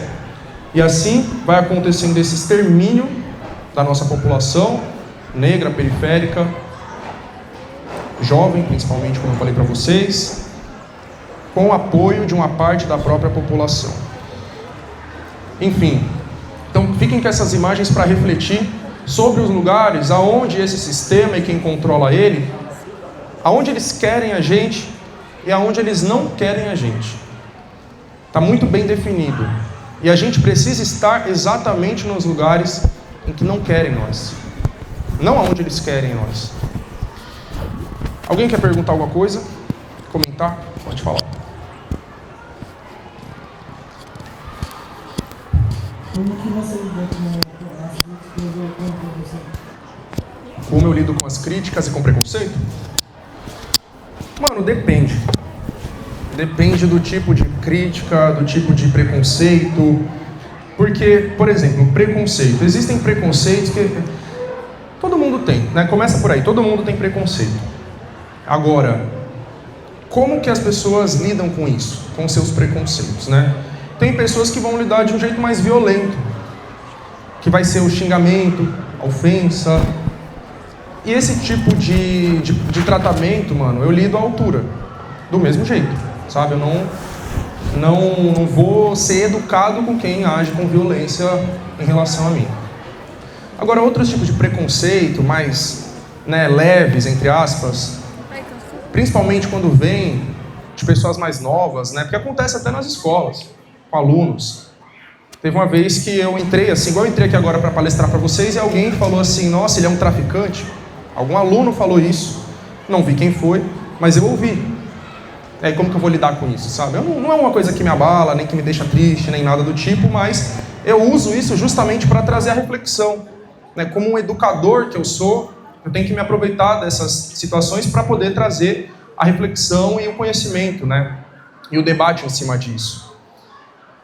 Então é mais ou menos dessa forma como eu lido, E onde eu recebo mais críticas ou ataques é na internet, Eu estou muito exposto e cada vez mais, e quanto mais você cresce, mais haters vêm também, Então cada vez mais eu tenho mais pessoas me atacando, falando merda. E aí depende, como eu falei, depende muito do tipo de ataque. Em alguns casos eu bloqueio, eu xingo de volta, mas em outros casos mais graves é processinho. Então eu estou processando aí, por exemplo, a Jovem Pan, que falou que eu sou associado com o PCC. Estou processando um influencer aí, policial, que também falou que eu sou associado com o crime. Então isso é crime, sabe? Então uma coisa é uma crítica, um ataque, é um preconceito. Outra coisa é cometer um crime. E me acusar de ser associado com o PCC ou com o que quer que seja do crime, isso é crime de calúnia. E aí eu estou processando eles. Então é assim que eu lido hoje. Mais alguém? Pode falar. Quais são os seus planos futuros dentro ou fora da universidade? Como você... Peraí. Fala mais devagar, por favor. Quais são os seus planos futuros dentro ou fora da universidade? E como você pretende continuar impactando outras pessoas? Como eu pretendo o quê? Continuar impactando outras pessoas. Certo, obrigado. Planos futuros. Eu sou uma pessoa que eu não planejo muito o futuro, porque as coisas sempre mudam do nada e tudo que a gente planejava acaba muitas vezes indo por água abaixo, Então, por exemplo, quando eu estava no ensino fundamental, eu planejava fazer faculdade de astronomia e paleontologia. Que diabo é isso? A astronomia é para estudar os astros, o universo, os planetas. Não é astrologia, é outra coisa. E a paleontologia é a ciência que estuda os animais pré-históricos, os dinossauros, fósseis. Era isso que eu queria fazer quando eu estava no ensino fundamental. Quando eu entrei no primeiro ano do ensino médio, eu comecei a ter aula de sociologia, e ali eu me interessei muito, me apaixonei pela sociologia, eu falei, pô, é isso que eu quero, Então, mudei completamente o meu rumo, tá ligado? E aí, entrei no curso de Ciências Sociais, fiz o curso, não me arrependo, mas também não era exatamente o que eu imaginava. E aí, ao longo do tempo em que eu estava na faculdade, eu fiz uma matéria na área do direito, como eu falei para vocês, e aí eu gostei bastante dessa matéria, foi a matéria que eu mais gostei, e aí eu decidi fazer o meu mestrado, então, na área do direito. Então esse é o meu principal plano aí para esses próximos anos, é fazer o meu mestrado na área do direito e dar aula na Fundação Casa. Então ano que vem eu pretendo começar como professor na Fundação Casa também. Acho que esses são os únicos planos que eu tenho definidos. E sobre a outra parte da pergunta, como eu pretendo continuar impactando as pessoas, foi isso que você perguntou? É só continuando esse trabalho, continuar indo nas escolas, em todos esses lugares, fazer essas palestras e continuar na internet também, procurando meios aí de fazer esse trampo crescer cada vez mais, mas basicamente eu acho que é continuar o que eu já tenho feito. É isso. Pode falar. Tem como não, caralho. Levanta a mão. Não tem problema. Ela que levantou a mão primeiro. Ela perguntou aqui como foi participar da CPI. Para quem não sabe, não viu, não lembra, enfim, eu participei recentemente, tem 2 meses, de uma coisa que está acontecendo na Câmara dos Vereadores de São Paulo chamada CPI dos Pancadões. CPI é Comissão Parlamentar de Inquérito.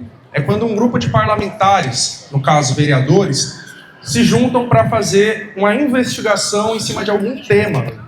Então, um vereador da Câmara dos Vereadores de São Paulo, que aparentemente não tem mais nada de importante para fazer, ele abriu uma investigação sobre os bailes funk em São Paulo.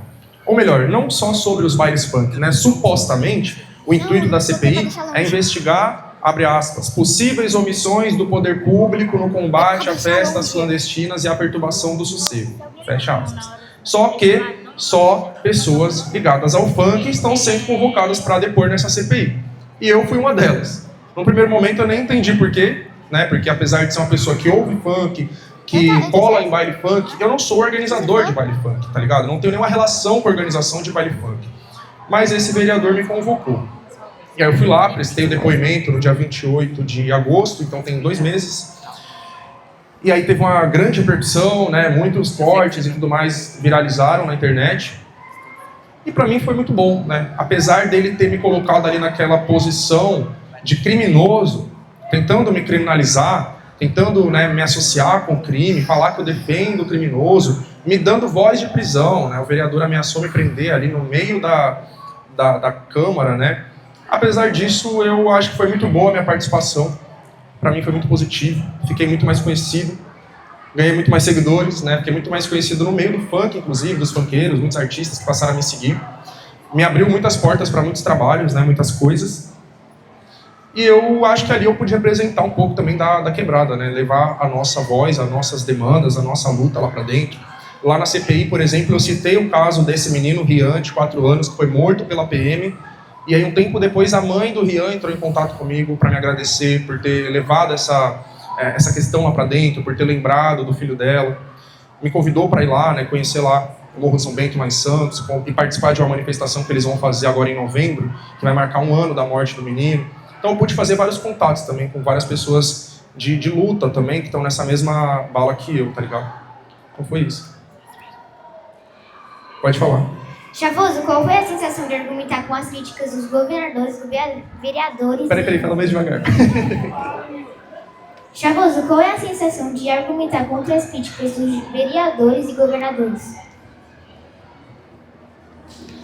Eu acho que tem a ver com a CPI também, essa pergunta, né? Não só, porque a CPI não foi o único momento que eu tive esse debate com essas pessoas, né? Já são vários casos que aconteceram comigo, né? Tem o caso do ex-prefeito de Guarulhos que me processou também, tem o caso de uma deputada que me denunciou no Ministério Público, então, enfim, né? Uma pessoa como eu que está na luta acaba sendo alvo disso, né? Dessas perseguições. E, mano, pra mim, eu me sinto muito feliz, sabe? Eu sou uma pessoa, modéstia à parte, muito corajosa, nada disso me intimida, não tenho nenhum medo dessas pessoas, apesar de, claro, tomar várias medidas de segurança, né? Na CPI, por exemplo, o vereador divulgou meu endereço. Ele fez isso de propósito. Eu tive que me mudar de casa por causa disso.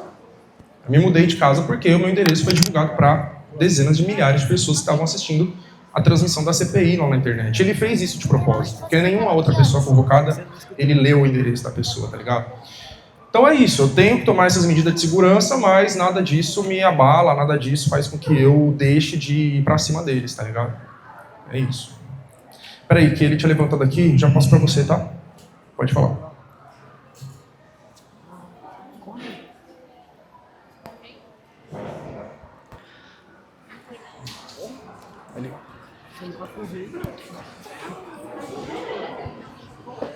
Quantas mais escolas você vai fazer essa palestra? É muito importante. Você mesmo mudou o ponto de vista de muitas pessoas aqui hoje. Que bom, espero que sim. Eu não sei quantas. Eu já palestro tem 6 anos, desde 2019. Eu já devo ter ido em centenas de escolas. Enquanto eu for sendo convidado, eu vou estar indo, entendeu? Então, é isso. Chegando um convite... Na verdade, grande parte das escolas que eu sou convidado eu nem consigo ir, porque é uma demanda tão grande, são tantos convites que, infelizmente, na maioria eu nem consigo ir. Mas eu sempre estou indo. Pelo menos 1 vez por semana eu vou em alguma escola. Pelo menos. Porque às vezes eu vou em 2, 3 por semana. Eu pretendo continuar fazendo esse trampo aí para sempre, eu acho. Obrigado pelo elogio também, viu? Pode falar.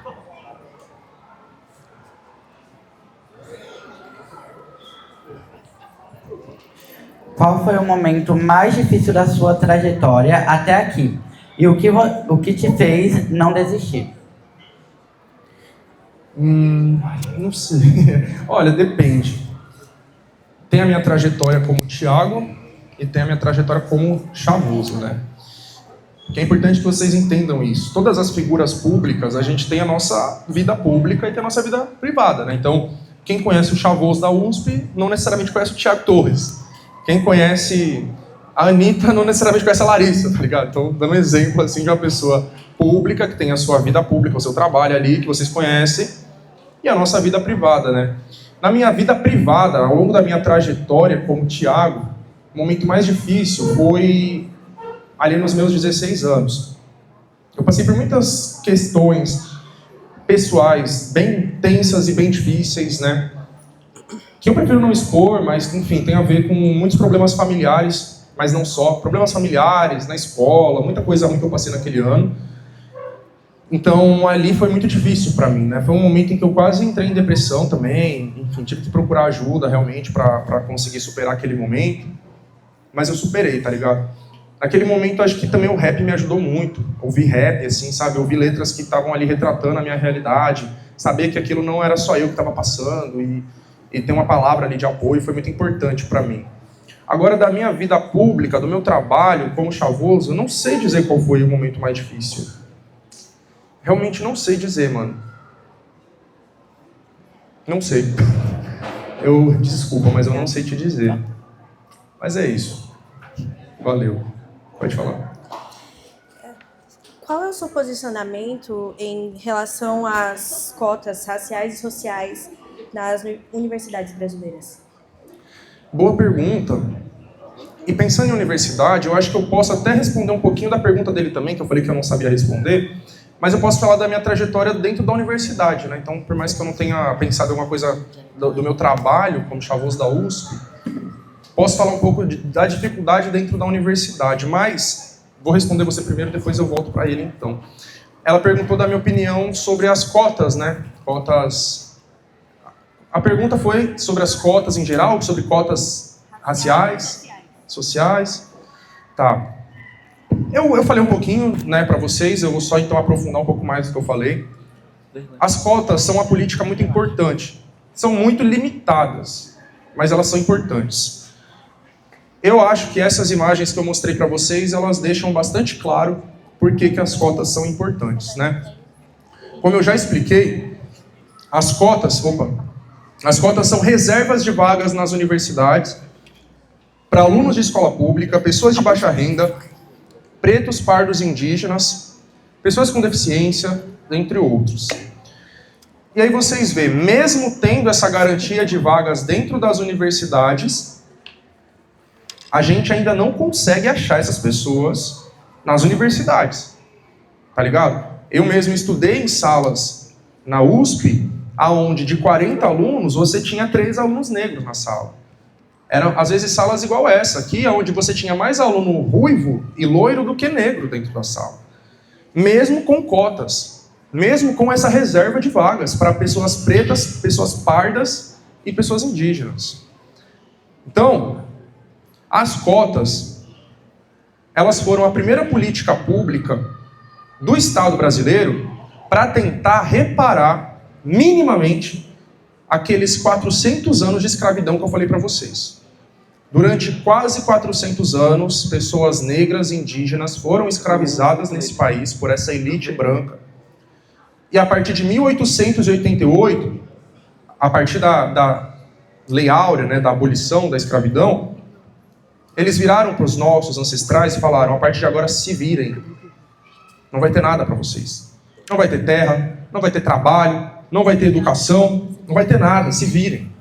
Essa população foi para as periferias, assim surgiram as favelas, foi para os subempregos e continua até hoje nessas posições, como essas fotos que eu mostrei para vocês aqui deixam claro, né? Só em 2012 o Estado brasileiro fez alguma política que reconheceu que existe uma dívida por parte do Estado com essa população e as cotas foram aprovadas em 2012. Até então, não tinha nenhuma política nesse sentido. Então as cotas, elas têm a sua importância, elas também foram as primeiras políticas que conseguiram fazer pessoas como nós entrar nesses espaços universitários. Antes disso, não existia. Pessoas pobres, negras, de escola pública, dentro de universidade não existia. É coisa de 20 anos para cá, é muito recente. Na USP é mais recente ainda, porque a USP foi a última universidade pública do Brasil que implementou cotas no seu vestibular. Só de 2018 para cá. Então, é uma política muito importante, mas, como eu disse, muito limitada. Ela não mexe na raiz do problema, que é a estrutura da sociedade brasileira, que é uma estrutura racista, que é uma estrutura desigual. Muitas outras coisas precisam ser feitas. Mais investimento na educação básica, na escola pública, mais investimento nos nossos bairros, mais infraestrutura. Muita coisa tem que ser feita, tá ligado? A cota, ela é um band-aid em cima dessa ferida, mas a ferida ela ainda está aqui. E aí a gente tem que lutar para superar essa ferida histórica. Você está com a mão levantada aqui? Então, você? Peraí, que eu não sei quem levantou primeiro, mas ele também quer falar ali. Pode falar você, depois eu passo para você, tá? Você acredita que a USP e outras universidades brasileiras estão fazendo o suficiente para abordar as questões de desigualdade e injustiça social no país? E o que mais poderia ser feito? Não está, nem um pouco. Esse dado que eu citei agora deixa isso muito claro. A USP foi a última universidade pública do Brasil que implementou cotas no seu vestibular. E depois de implementar cotas, depois que nós começamos a entrar nessa universidade, ela não faz nada para acolher a gente. Pelo contrário, ela começa a dificultar a nossa presença lá dentro. Então, durante todo o tempo que eu passei lá dentro, muitas coisas aconteceram para que eu e os meus amigos, meus colegas lá dentro, a gente pensasse em desistir. Infelizmente, tive muitos amigos que desistiram, que abandonaram o curso, que não se formaram, porque realmente é muito difícil. A gente diz que é mais difícil sair da USP do que entrar nela. Uma das coisas que aconteceu ao longo desse tempo em que eu estive na USP foi a instalação de uma base da Polícia Militar dentro da universidade. E assim como aqui, fora da universidade, a função da Polícia Militar é fazer isso que eu falei para vocês aqui hoje, oprimir a gente, dentro da universidade é a mesma coisa. Não é por acaso que a Polícia Militar só tenha sido instalada lá dentro agora que a gente começou a entrar lá dentro. É justamente para enquadrar a gente, para constranger a gente, para oprimir a gente. Além disso, essa base da PM foi instalada do lado do CRUSP. Lembra que eu mostrei para vocês lá no começo a moradia estudantil, aqueles prédios? Foi exatamente do lado deles que a USP colocou uma base da PM, onde moram os estudantes da periferia, os estudantes pobres. O CRUSP é uma moradia para estudantes de baixa renda que moram longe da USP. São os estudantes da periferia. A PM está exatamente ali do lado deles e a gente tem vários relatos de enquadros, de agressões, de violências. Eu tenho um amigo que ele foi preso pela PM dentro da USP porque estava com baseado. Enfim, só que é um moleque de periferia. Porque os playboys lá fumam também, mas aí não é enquadrado. Enfim.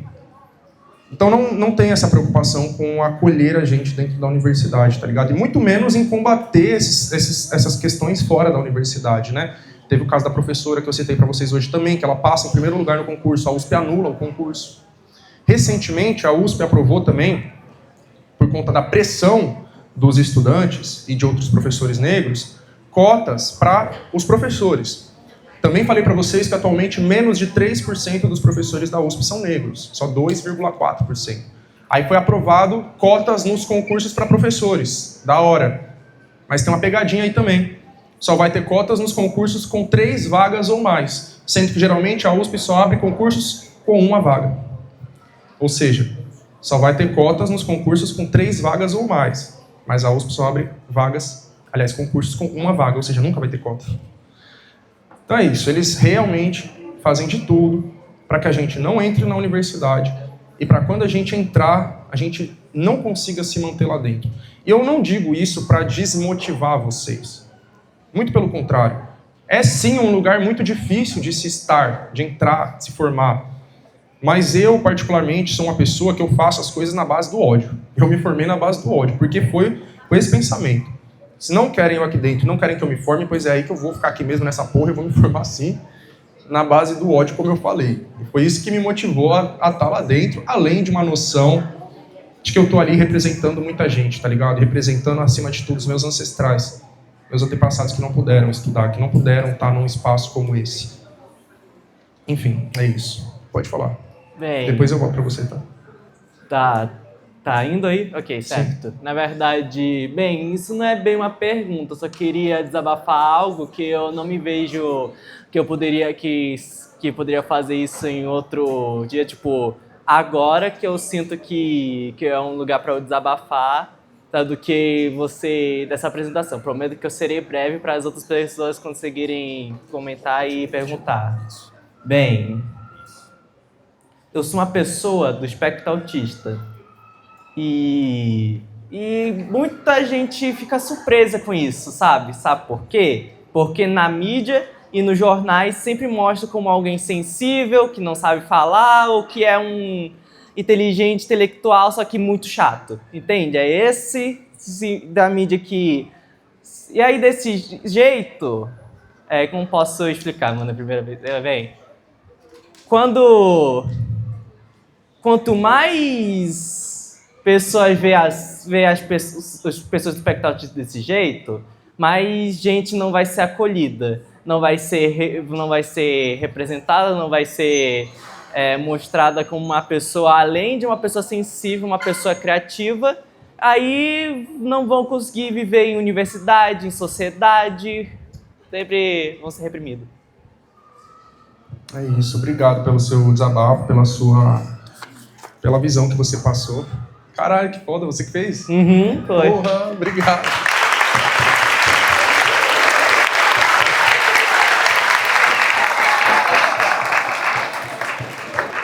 Da hora, ele fez um desenho ali de mim. Adorei. Ó. Obrigado. Valeu. Adorei.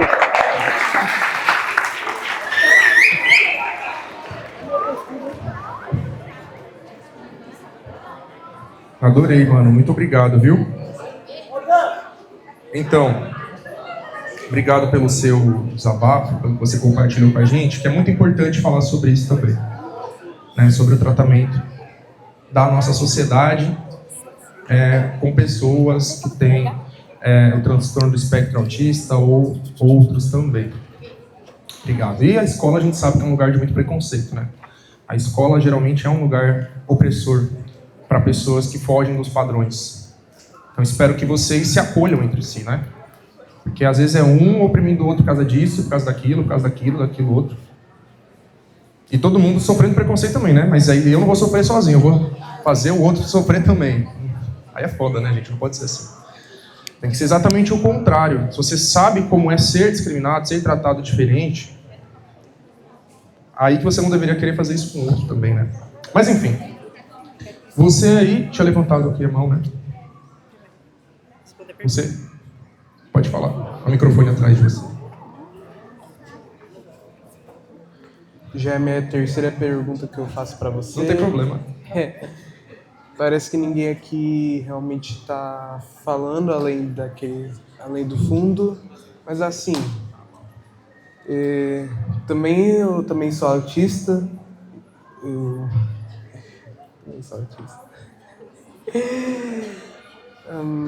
Uma pergunta bem interessante. Qual foi o maior escândalo que você sofreu na USP? Você diz em sentido do quê? De preconceito? O maior eu não sei dizer. Porque foram muitas coisas que aconteceram, né, ao longo de todo esse tempo que eu tive lá dentro. Maior, eu acho que não foi na USP, mas foi de uma pessoa da USP. Foi de um médico. Eu acho que essa foi a coisa mais marcante, assim, que a pessoa teve mais audácia de falar na minha cara. Eu passei com um médico uma vez, porque eu tava tendo problemas, assim, né, de ficar rouco muito fácil.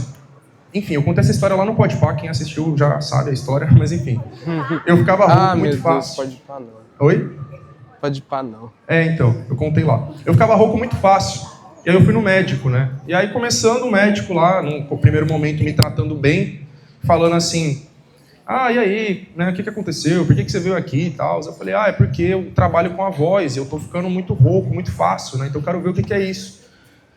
E aí ele falou assim, você trabalha com a voz? Você é o quê? Você é MC? Aí eu falei, não sou MC, eu sou youtuber.